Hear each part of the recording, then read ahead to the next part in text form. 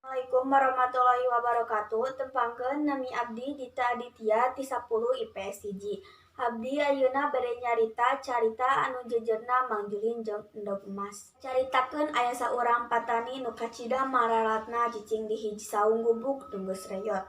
Mang Julin patani ngaranna teh.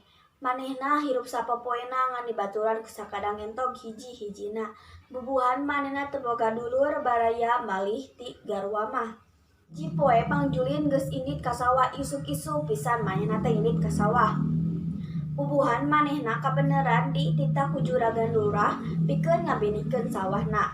Mang Julin mah ku juragan lurah kapake pisan gawena. Bubuhan Mang Julin mah seugut pisan kanu gawena. Julin ngagawean sawah juragan lurah.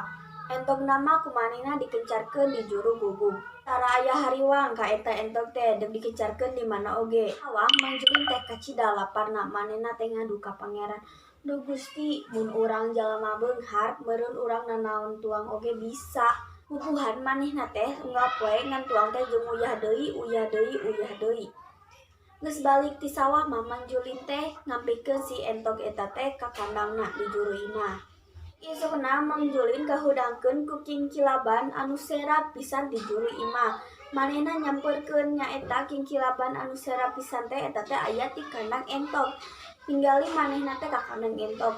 Nyaeta aya endog emas. Manehna teu nyangka yen cahya anu Kingkilaban serapna teh eta teh pijeunna ti kandang entog.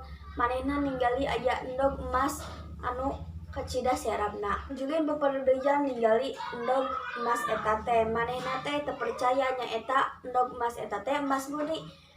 Duh, bisa dijual ieu mah. Tengis teh. Poe kadua entogna teh endogan deui endogna endog emas. Kitu deui saban poe. Sapoe teh entogna teh pasti ngabijilkeun hiji endog emas. Mang Julin teh ku kitu puguhan Mang Julin jadi beunghar. Manehna teh jadi boga sawah sorangan, imah gedong, balong, jeung ternak entog. Sakadang entog teh nyaan mawa rezeki keur Mang Julin mah. Hiji poe Mang Julin ngarasa capek mun unggal poe manehna kudu nyamperkeun ka kandang entog jang mawa hiji endog emas mah. Jadi manehna teh sasadiaan bedog jang ngabeleh eta entog teh. Manehna teh deuk beleh entog, pas dibeleh entogna teh teu kaciri aya emas-emas acan, malahan entogna teh jadi paeh. Manehna teh jadi teu bisa ngabebenah hartana. Manehna jadi miskin deui, manehna jadi teu boga nanaon deui, anu beak hartana ku kahirupan jang sapopoe. Sakitu wae ti sim kuring. Wassalamualaikum warahmatullahi wabarakatuh. Nanaon deui, anu beak hartana ku kahirupan jang sapopoe. Sakitu wae ti sim kuring. Wassalamualaikum warahmatullahi wabarakatuh.